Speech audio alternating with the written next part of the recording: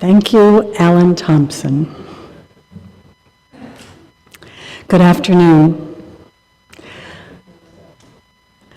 I'm the Reverend Lynn Ashley, and it is my privilege to welcome you today to the Unitarian Universalist Congregation of Albany, as we have come together to celebrate the life of Sara D. Sally Knapp. Sally's niece, Jen, will light the chalice, symbol of our faith, as we are called with words from Khalil Gibran into community. Your joy is our sorrow unmasked, and the self-same well from which your laughter rises was oftentimes filled with your tears. And how else can it be? The deeper that sorrow carves into your being, the more joy you can contain. Thank you, Dan.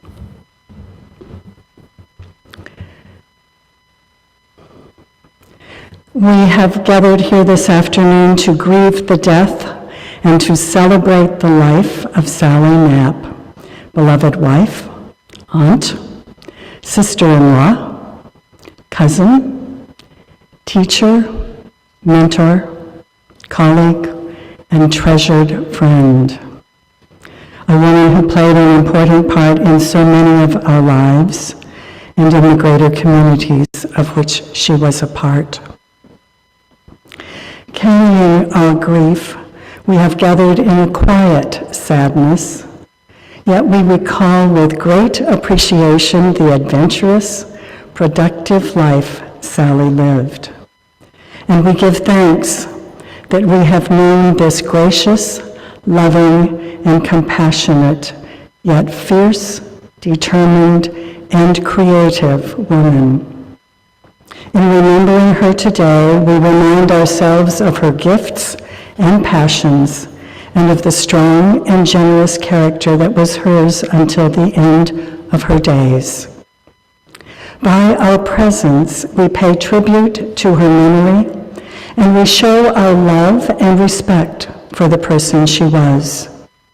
We have come as well to offer our support and compassion to those who have known and loved Sally best.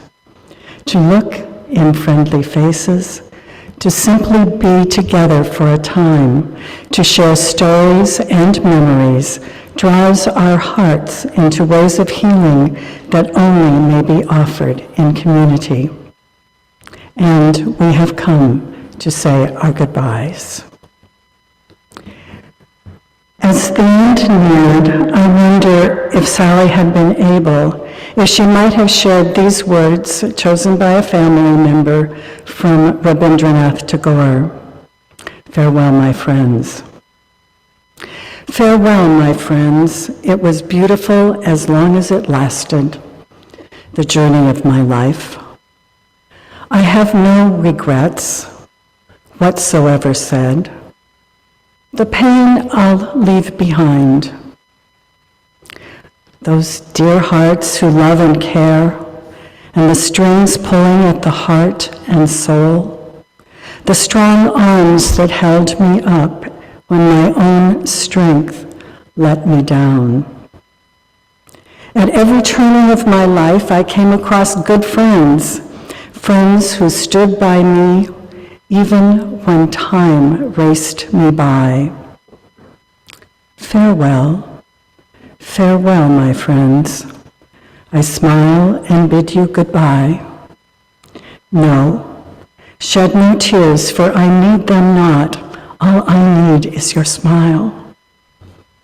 If you feel sad, do think of me, for that's what I'll like. When you live in the hearts of those you love, remember then, you never die.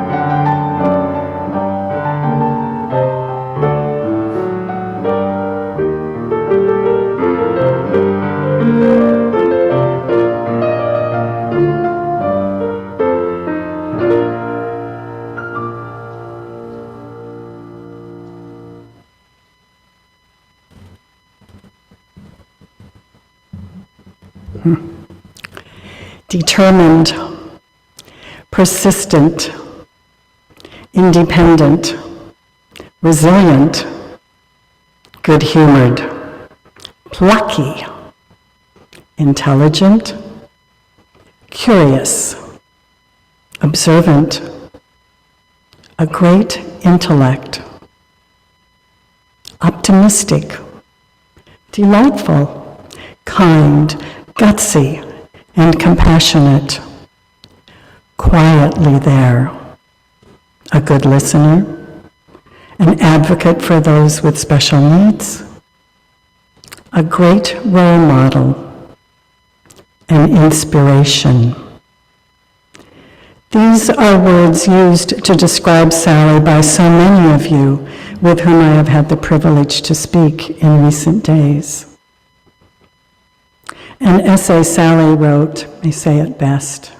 She wrote it in 1997, going to college before we had disabled student services. That essay reveals much, I believe, of her life experience and character. I offer excerpts from Sally in her own words. In 1952, when I was 16 and in my junior year of high school, I had polio, with the result that I walked with braces and crutches, not unlike the typical polio poster child. I could get over a step or a curb by approaching it sideways, bringing one leg up on the curb and getting my weight on it, then leaning on my crutches to lift the other leg up. I could climb stairs only if there was a handrail. I would lean on the rail with one arm and on a crutch with the other, and with a huge push-up, I could lift the entire weight of my body from one step to the next. Not easy, but in those days you did not dare to complain much, lest you be left out altogether. I always knew I would go to college. All the women in my family went to college, not aspiring to careers, but to have fun, prepare to become educated wives, and to find suitable husbands. Perhaps without that family expectation, I might have been diverted to some other path, as many people with disabilities then were. I never considered anything else. My first experience with college was at Longwood, a state teachers' college for women in Farmville, Virginia. In 1954, Farmville was a sleepy little southern town. Segregation was the order of the day. Sometimes at dinner, the girls would sing Dixie and wave their napkins in the air. Longwood had been recommended to me because most of the buildings were connected.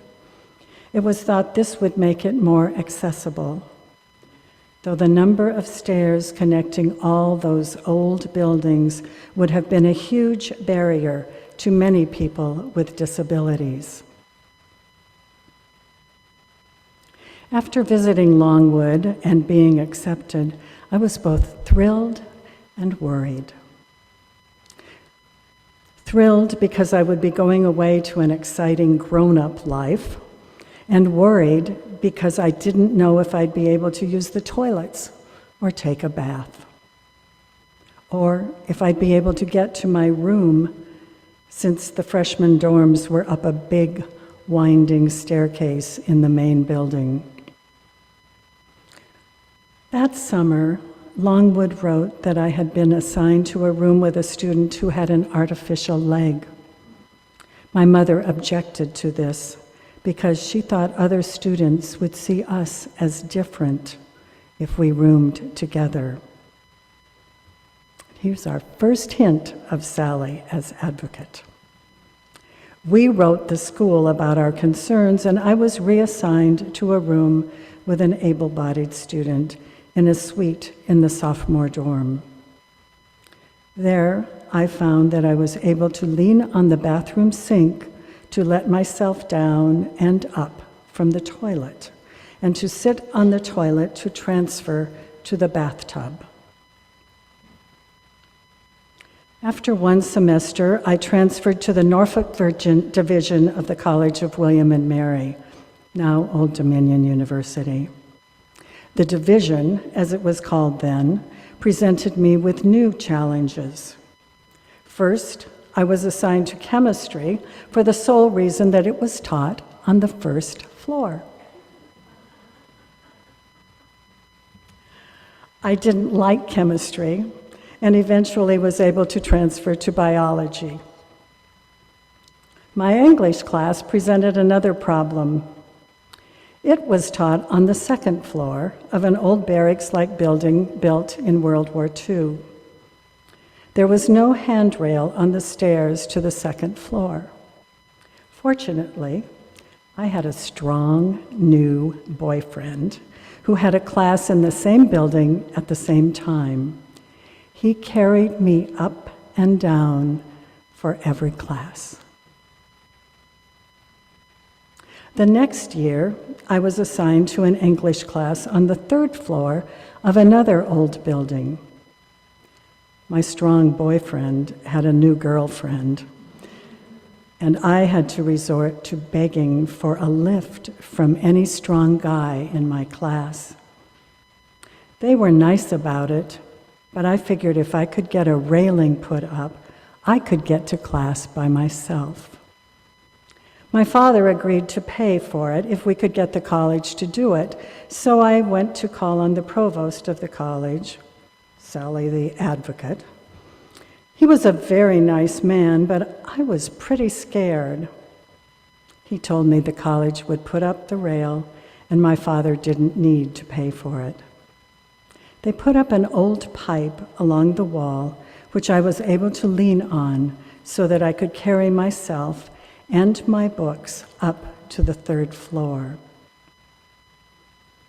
At first, at Old Dominion, I always had someone carry my books for me because I couldn't carry them in my hands, and I always worried whether I could get someone to carry them to the next class.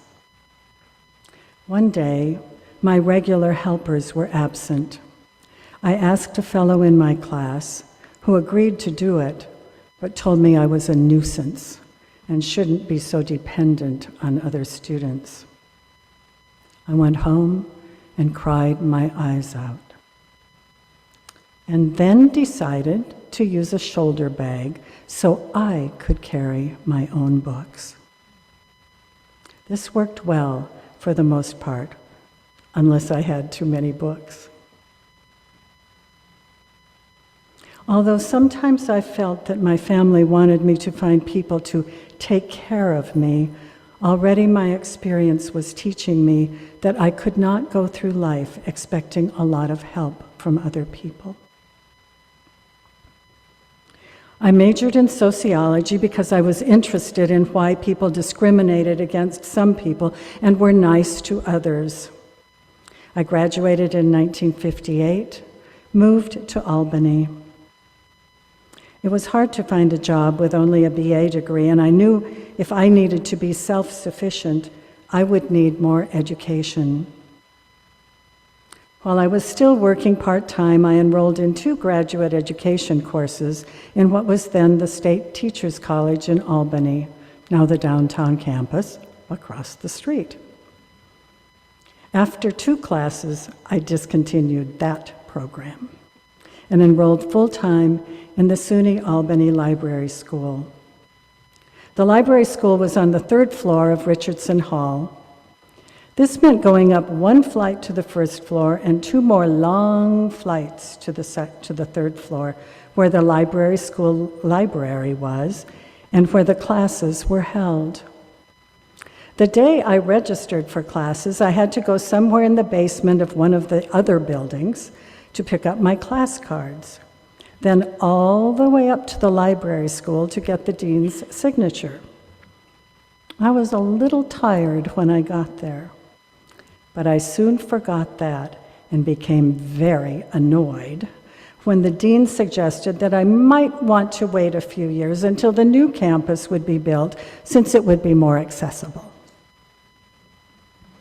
After getting myself up there with my cards, I was not about to put my life on hold for a couple of years.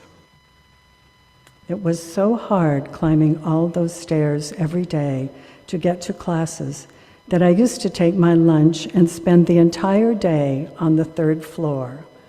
I lost 10 pounds the first month. Of course, there was still no handicapped parking. And that was a problem, especially in winter. There were falls in the street on icy and slushy days. Another problem which plagued me was the inaccessibility of restrooms.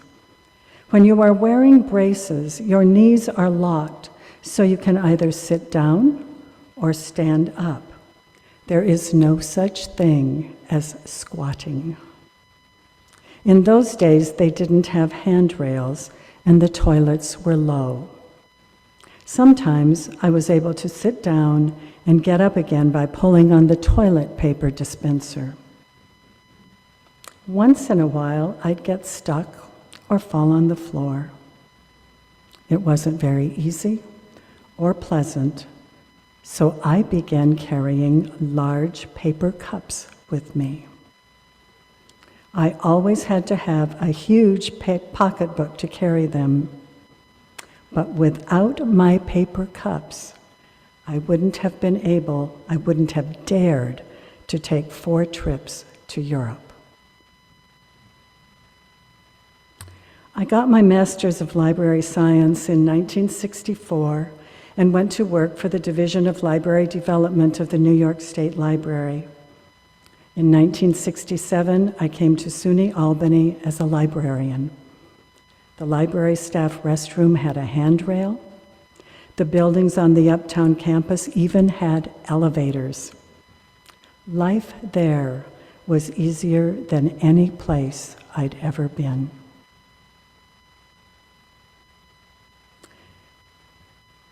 In a few minutes, Dorothy Potashnik will share a message from Laura Cohen, who was not able to be with us today. She's on a flight to Paris as we gather here right now. Laura's relationship began with Sally when Laura was a student, and it evolved to be one of colleague and friend. But first, let's hear from Denise. Sally's cousin, one who has known her longer, I suspect, than any of the rest of us.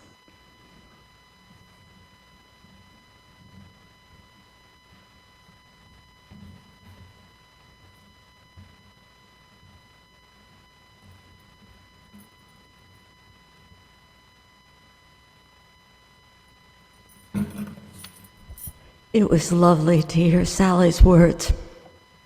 I'm Diane, and Sally and I shared a lot. First of all, I'd like to go to Mary Oliver. We shake with joy. We shake with joy that we were part of dear Sally's life, but also with that comes with grief. What a time they have, these two, house as they are in the same body together. Sally and I shared the name Dusenberry, and as a child, people used to say to us, "And what kind of berries are you?" Sally always had a book with her and easily turned into the sanctuary of whatever she was reading. Even these last 6 months, when I was able to come from out of state to share time with her, the bed was always full of multi-books. And that was her joy. The walls of her house were filled with books.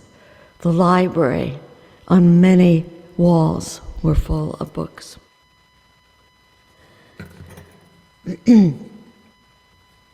We shake in joy that Sara Alice Dusenberry Knapp, Sally, was a part of all of our lives. She was my cousin. Her mother, Alice, who was part of her middle name, was my favorite aunt. We shared the same birthday. And her father and my father were brothers. But the part that was so great was that they gave Sally some of the things that she carried with her forever. First of all, Sally loved to be creative. Whether that creative was in writing, whether that was in speaking, or whether it was in doing a lot of things. I am a professional special educator, so Sally and I could always talk special education without any problems. We were also both advocates about many different things in this world, and we both were dog lovers. I hope you got to meet Justin or Pongo, and I'm going to tell you a Pongo story. We were up in Wellsboro, Pennsylvania. That was a family house. Our grandfather made and invented the battery clip. And there was a house called the Lincoln Door House on Main Street in Wellsboro, where our grandparents lived. So we were gathered for a family outing in the Penn Wells Hotel. And there were about 15 to 18 of us, and Sally was at the end. And of course, the member had to be risen. So there she lifted up Pongo. And so the picture that I'll add over here is of Sally with Pongo being head of the family. We loved our dogs dearly. And if you've ever spent time in Sally's house, you know that she has some special boxes on her mantle. It became harder for Sally to travel. First, Sally went with having hand adapting brakes and gear shifts added to the steering wheel so that Sally could drive. And that was so important because she could get here to her job, she could get here to worship and fellowship with you, and she could do so many of the outside advocacy things. I also brought one of the last family pictures that Sally came to my mother's 90th birthday. My mother was Sally's favorite aunt, and my mother's profession was a realtor. And so she came here and helped Sally find her house, keeping in mind all the things that Sally had to have in her house: an elevator, a garage that would be big enough to accommodate her special van, a backyard, and a way that Sally could let the dogs out, and yet her service dogs couldn't get loose. And Sally loved plants. You know that the Sierra Club was one of the things that were a possibility if you wanted to donate in her honor. Her father built her house in Norfolk, and it was full of trees. Her mother had a garden. Her mother had Prevention magazine, and all of that was brought with Sally to her adult life.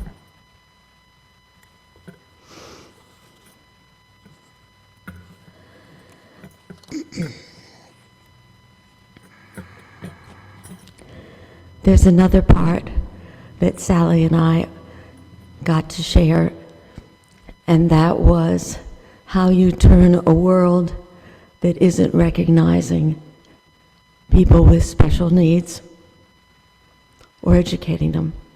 I was hired in a school district at the top of the Shenandoah Valley called Frederick County to be their first special educator. In those days, to be trained as a special educator, you had to also include the gifted and talented, because it was the full spectrum. It wasn't just one side. And Sally and I had many discussions about how we are all full of wonder. We all have something to give to this world, and we're precious, and how we can do that.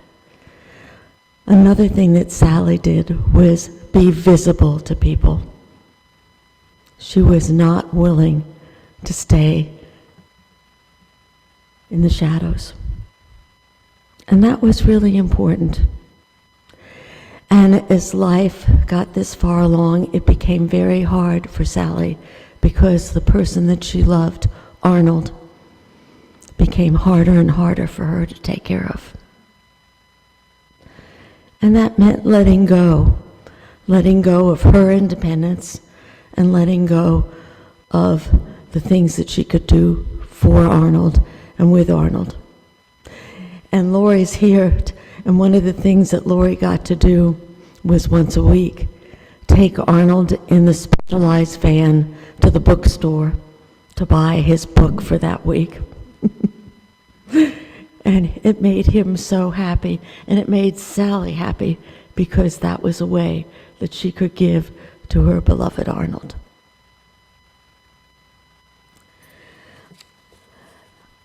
You may be very familiar with the poem "When Great Trees Fall" by Maya Angelou. I'm not going to share all of it, but I'm going to share just a couple of lines with you. When great souls die, we breathe briefly. Our eyes briefly see with hurtful clarity. Our memory suddenly sharpened, examined, gnaws unkind words, unsaid promised walks, never taken. Lori and I, in June, got to take Sally out to eat. It was her birthday, her 87th birthday. Even with all the handicapped accommodations that had been made, we had to go slightly later in the day than lunch to have lunch.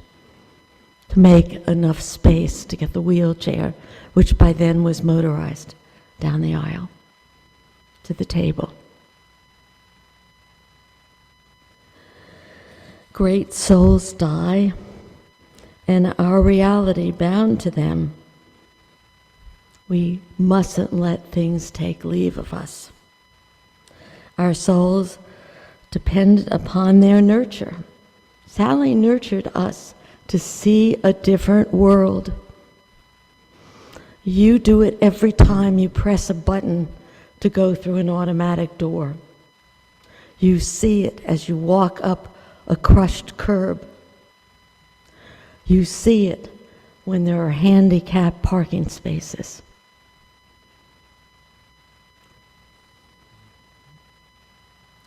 Our souls were dependent upon her nurture and others.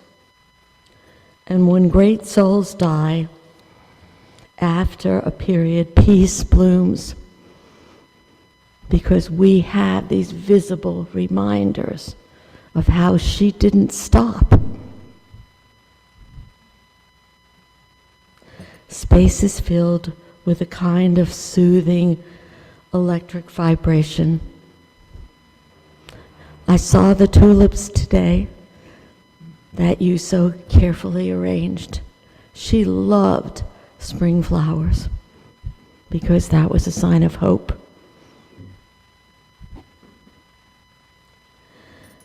Our senses restored, never to be the same as we walked in the presence of this dear person. Thank you. I'll add the pictures to the wonderful ones that Dorothy brought over here.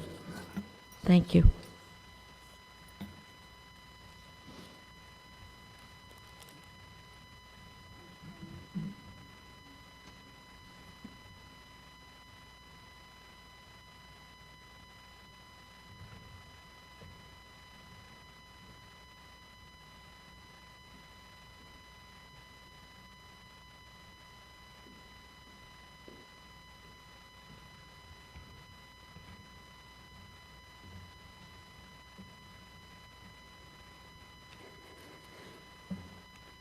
So this is in Laura's words.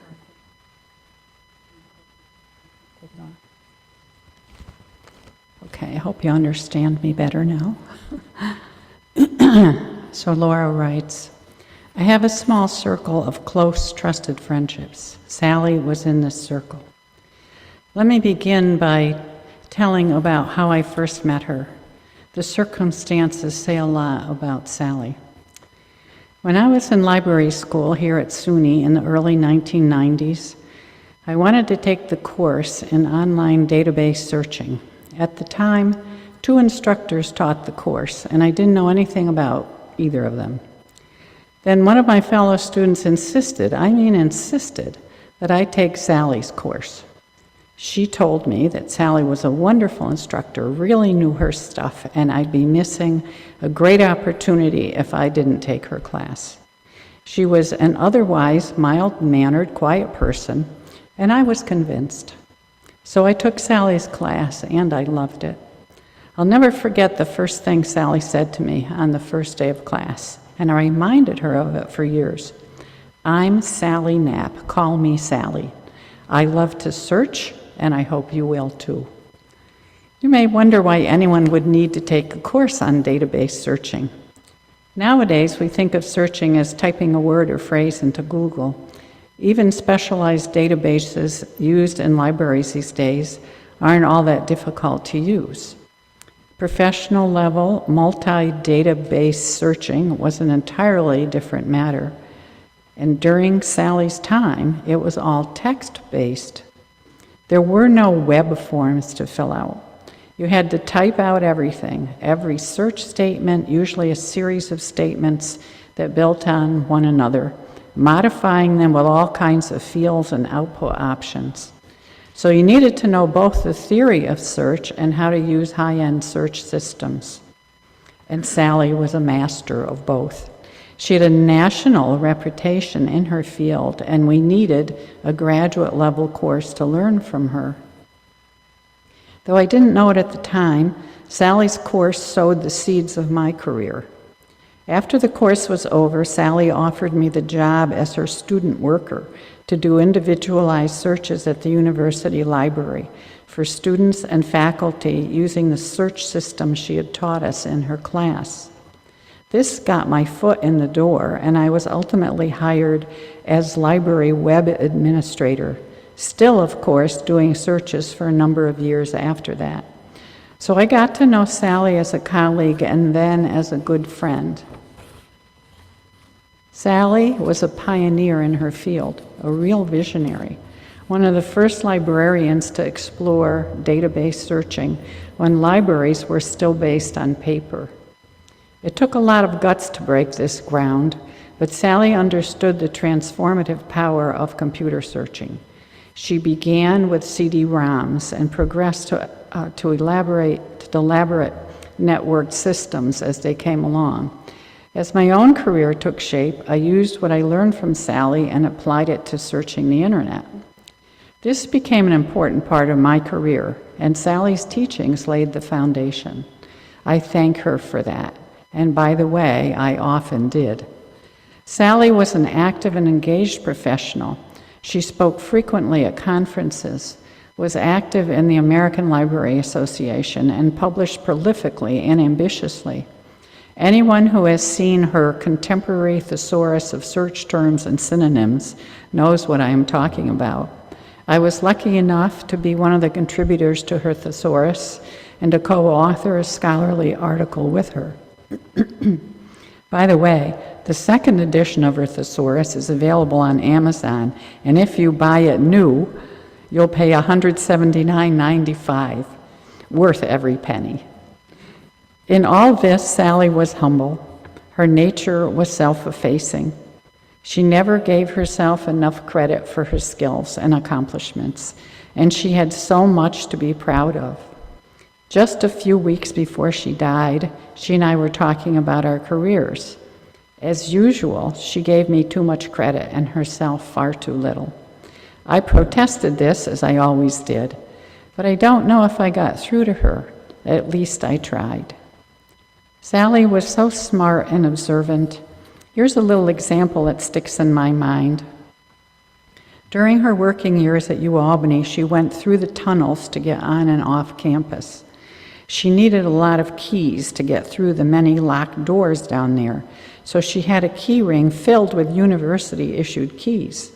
To me, they all looked identical, but Sally had only to glance down, choose a key, and the key always worked. She never could understand why I was so amazed that she could do this. She was a sociable person. She liked hosting people at her house, and there was a time when she threw a big Christmas feast every year. Once I began to get invited, I discovered that her extended family of in-laws and many of her friends were, like me, Jewish. So this was basically Christmas dinner for mostly Jews. In fact, one year, Hanukkah overlapped with Christmas. Someone brought a menorah, and we lit candles and sang Hanukkah songs around Sally's Christmas table.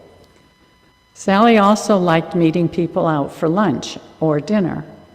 I imagine I'm not the only one here who met her for lunches and spent entire afternoons in interesting talk.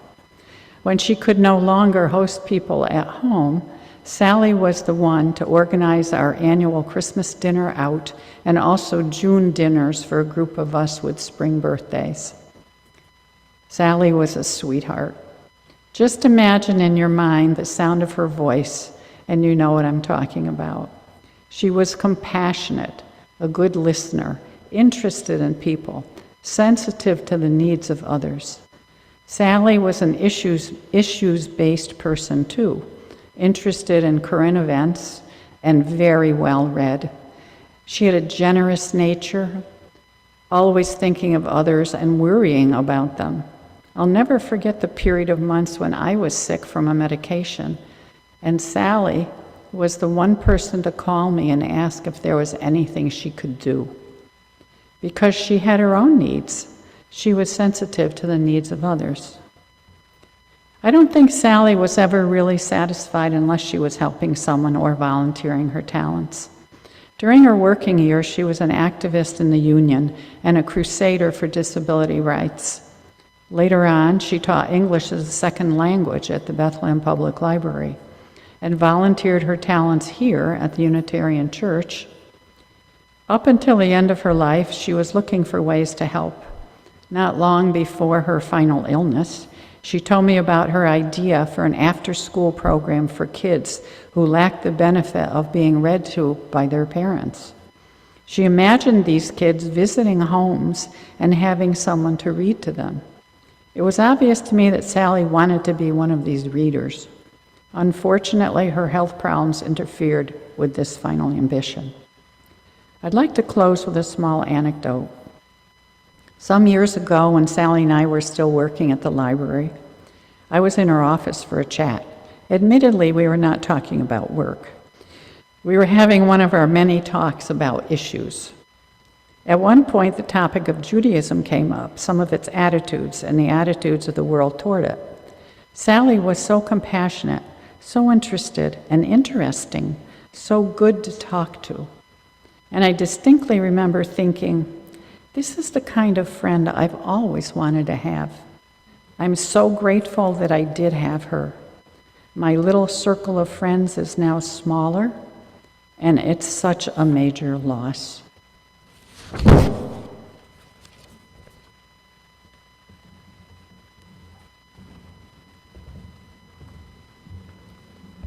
Thank you, Dorothy.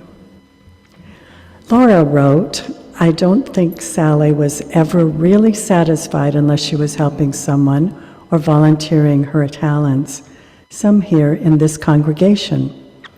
Among her accomplishments as librarian here was to make order in the church library. She cataloged the collection. So many of you talked about Sally's ease in making friendships. Suzanne, one of her nieces, said someone could have a 5-minute conversation with her on the street and then be invited before long for the annual Christmas dinner. My sense is that she made friends with virtually everyone she met who had an opportunity to know her. Sally Friedman is one of those longtime friends. So, Sal.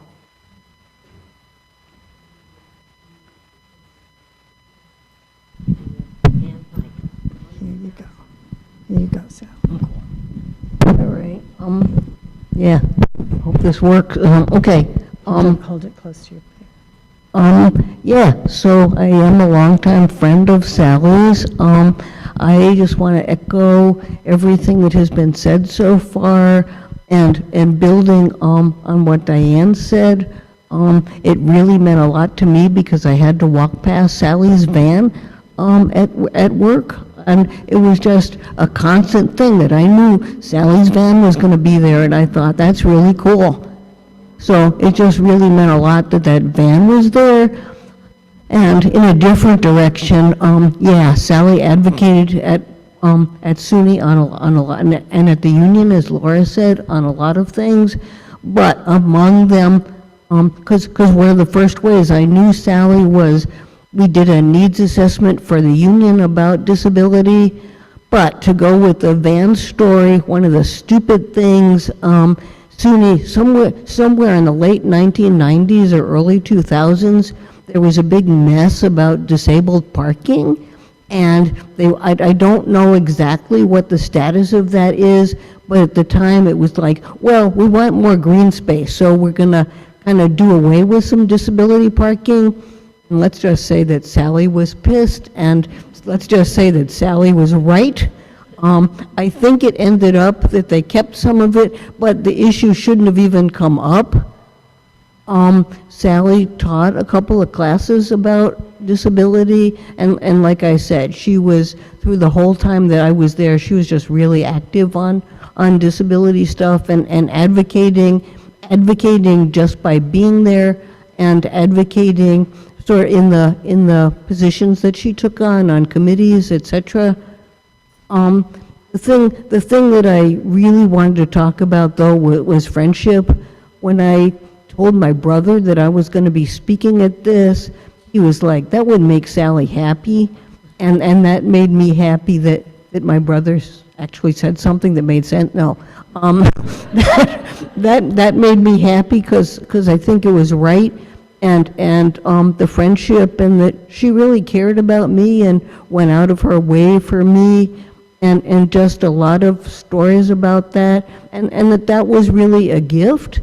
And I think another gift was, I mean, in thinking about it, just a role model for how to be active when you're getting older. I've been thinking about that a lot, so I appreciate that from Sally. So our friendship goes back a long way. And to show you that she was, I think, one of the first friends that I had made at Albany, and one of the and so just to show you how far back it goes, I remember at one point her parents and my parents were out here for the same, happened to be for the same weekend, so we all went to a play somewhere in Massachusetts. And I remember riding in the car with Sally's family, and her dad somehow, again, where did Sally get her advocacy from? Her dad somehow, I don't know why, had written a letter to the Queen of Holland about some complaint, and it's like, okay, but just to show you how far back we go, and we did a lot of stuff together. One of the things that Sally especially liked, and we didn't do it for advocacy, we just did it to have a good time. We went out to 5 Rivers, and I pushed the wheelchair, and I guess Sally gave directions, which probably was a good thing. And then I remember putting the wheelchair back in the trunk, and I'm like, that's heavy. So we just did a lot of things, including, as Dorothy for Laura said, going out to dinner a lot, or lunch or whatever. And I stopped in, we went a lot with Sally and Arnold to the diner out Western Ave, and I stopped in there the other day, and they all sent their good wishes and asked, we're sorry to hear about Sally, and asked about Arnold too, which was really great. So we did a lot of things, and like I said, we did a lot. Sally was a great advocate around campus. Again, I really look forward to passing by her van. And I guess one final story about the diner. When Sally first got Justin, and I had a guide dog at the time too, and so we went out for a meal.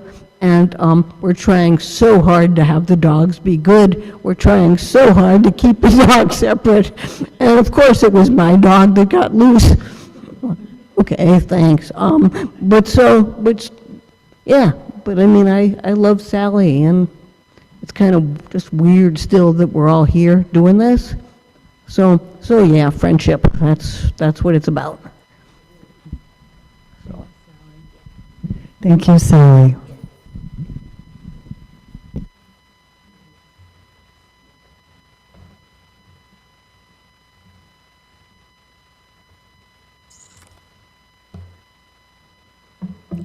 Sally loved her dogs. Sally loved Arnold, her extended and chosen families and friends. And Sally and Arnold loved learning and loved books, traveling together, and food, especially with friends and family, Sunday dinners at Potashnik's, Christmas dinners at Sally's, and her annual spring dinner to celebrate friends' birthdays. Arnold and Sally loved their life together, and they loved their cats. I loved your stories of Sally and Arnold's love for each other. 60 years, peppered occasionally by off times, their elopement, 13 years ago to be married in the library of this church. They were a pair. They went together. Rarely, if ever, did they show public displays of affection, I understand, but I'm guessing they expressed their love for each other non-verbally because you all knew how much they loved each other. Arnold, with his tall, courtly attentiveness, one person said, his acceptance of her need for independence, and yet always he was there to support her intellectually and emotionally and physically. I loved your stories of the dogs, CJ, Pongo, and Justin. Those stories abound. How Sally chose as her companion dogs those who had failed to attain their final certification, but who opened doors, carried change to the counter at the restaurant Sally, Arnold, and their friends frequented, who picked up the phone when it rang and carried it to Sally, who reached to shelves Sally could not and brought boxes to her as meals were being prepared, and of the one who, when Sally and Arnold were in a car accident, jumped onto the gurney and stood threatening anyone who might bring harm to his mistress. I love the story of her interest in each of you, of her pride and joy at your accomplishments, at her involvement and interest in the things you were interested in. There's so much more, so many stories, and so we do set aside this time for you to briefly share some of yours. We've occupied a fair amount of time. So if you'd like to share, please let me know and I will bring the microphone to you. We have about 10 minutes.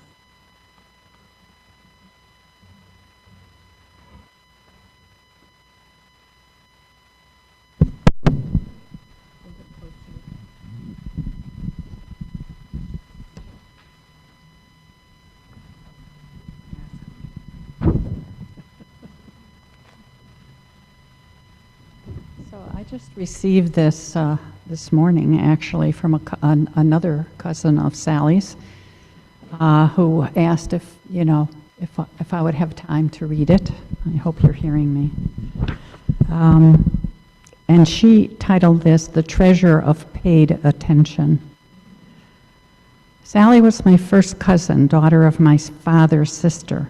She was the oldest of the cousins, and I was the youngest.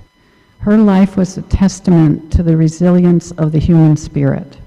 In recent conversations I had with her, she told me about her college days and how in her first year she had a strong boyfriend who was able to meet her after class and carry her up the 2 flights of stairs or down in the sprawling halls of her Virginia school, as Diane mentioned earlier. After she broke up with him, she had to negotiate the stairs alone, and there was no banister, so she approached the dean to ask if they could possibly install one at her father's expense. So Diane also mentioned that. Still, steps on crutches are a difficult proposition, and she also needed to be able to carry books and materials. She had learned to ask for help, but one day a boy in her class told her that he wouldn't help her because she needed to learn to cope on her own. When I responded that I would like to give that boy a piece of my mind, she said, "No, Gail. It was an important lesson, one that I thought about often, and it did make me more self-reliant." What a wonderful and amazing attitude. Through the years, we didn't see each other regularly, but I vividly recall a trip she and her sister made to move her sister from New York to Virginia. They rented a fairly large U-Haul truck and made the drive on their own. They stopped at our house overnight to break up the trip, And I still remember her slipping down from a fairly high seat in the cab to land gracefully on the sidewalk despite the braces on her legs and need for crutches. She seemed so indomitable, and I was filled with wonder and love and pride that she was my cousin.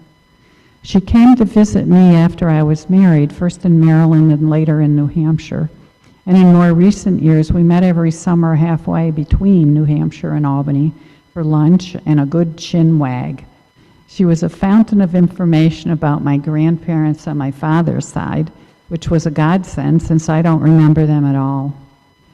I don't know what other people's experiences are with visits to extended family, but after the oohing and awing about how big the baby in the family had grown was long over, I began to see my place in the family more clearly.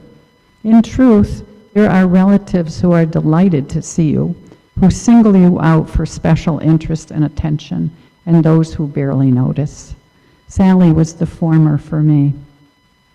She asked interested and thoughtful questions about my life, my spouse, my choice to live overseas, and my views about the current state of affairs of the world. It wasn't just polite asking. She really seemed interested, and she had an ability to devote herself with watchful eyes as if nothing could distract her. It was utterly sincere. I don't fool myself that I'm the only person who experienced this, but it was a gift that really represented for me what a treasure she was. Sally Knapp was my first cousin, daughter of my father's sister. She was the oldest of the cousins, and I was the youngest, and I miss her.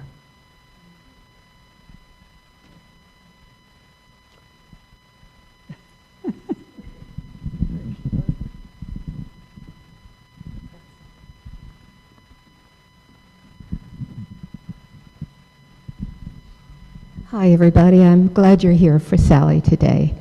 You know, I really admired Sally, and I've been a member of the church here for 35 years. I don't know how long she's been here. She was here. But I certainly knew of her and remember a time when she was in a wheelchair and was being pulled by her dog. So suddenly there was a time when she didn't appear anymore, so I gave her a call.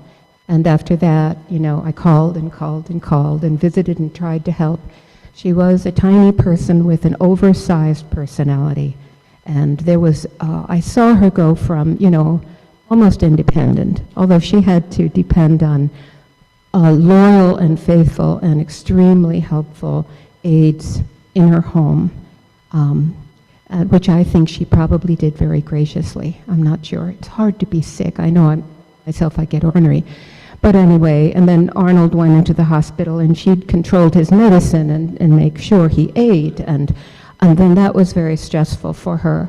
And then she herself began to fail. So, and I hope that as part of the Caring Network, I hope that the church got behind her and helped. I know Deborah Vogel drove her once to visit Arnold, and the Newells visited her, and there are many other people I know who sent cards, and she was very glad to have the involvement of the church with her. And at the end, she was still being able to carry on conversations on religious issues by telephone. So we're all going to miss her very much, and she was such a pleasure to be with. I always learned something from her. I would like to, as an usher, I'd like to tell you that a couple of people have had to leave. One was a former student, I don't know her name, and another was a person she had taught English to. So she never did cease to do more than her share.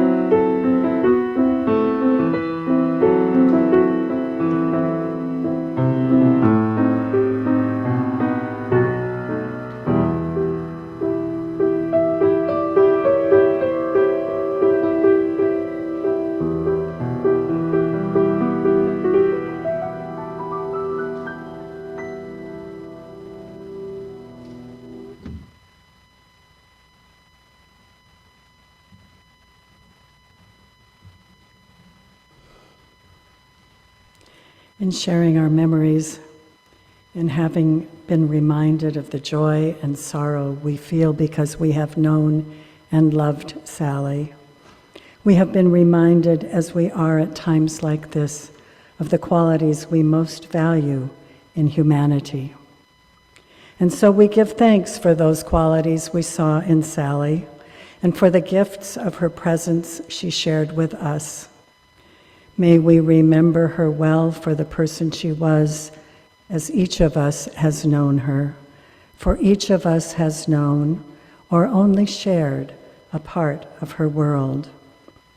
May the best she was live on through everyone and everything she touched in this common life of which we are all a part.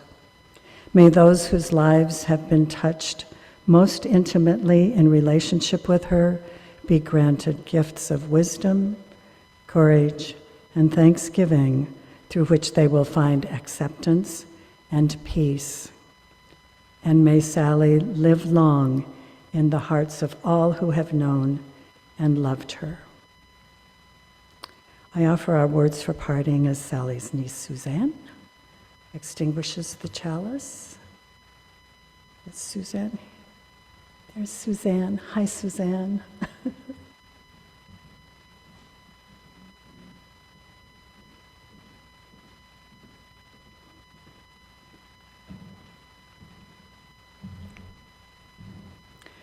Those we love are never really lost to us. We feel them in so many special ways, through friends they always cared about and dreams they left behind, in beauty they added to our days, in words of wisdom we still carry with us, and memories that never will be gone. Those we love are never really lost to us, for everywhere their special love lives on. Alan's going to do some closing music and you will be invited to go to the rear of the hall and share more stories at the reception. Thanks, Alan.